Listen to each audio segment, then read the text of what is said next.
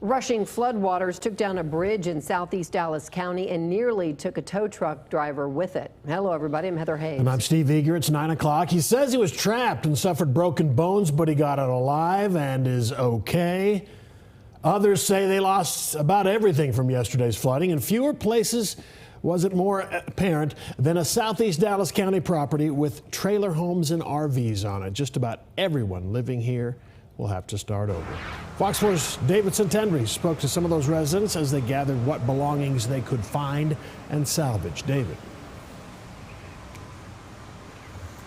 Yeah, homes, vehicles, roads, fields, all sorts of damage from this flooding. Tonight, many people are beginning the heavy process of cleaning up.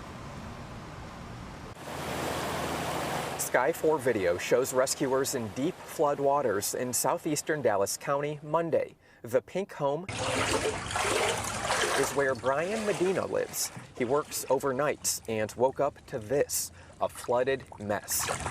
His community looking like a lake. And everything was just flooded, like entirely. Tuesday, the cleanup begins. Medina says he recovered some important items. I was kind of just hopping in and out, and I was trying to see what I could save. And I was looking for some photos, put on papers, and I got it. But the floodwaters ruined almost everything. It was that bad, you know? Members of Dallas County Fire and Rescue saved 18 people in his community. This is not the first time it's flooded, but is this the worst it's ever been? The worst. Floodwater nearly took over a dump truck when a bridge off Geller Road near Beltline and I-45 collapsed.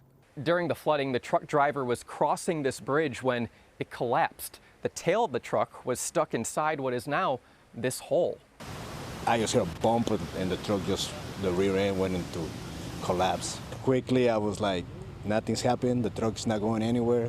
So I started calling people, I started calling my boss. Daniel Apodaca says he wasn't sure at the time if he should cross, but he continued anyway. He broke his hand, but he's thankful he's alive. You don't really think about it until now.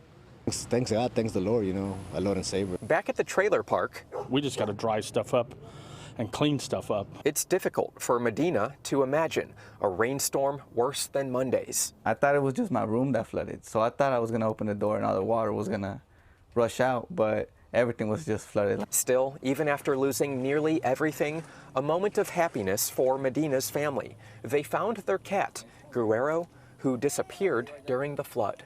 Yeah, I was just home alone with my pets. I was asleep. The American Red Cross is assisting families in this area who are in need of shelter and other things. I also spoke with the organization Texas Baptist Men earlier today, and they say they plan on coming out to this region tomorrow. They're trying to put together some sort of a game plan to help these folks out. Steve, Heather, back to y'all. All right, David, a lot of work over the coming days. Thank you.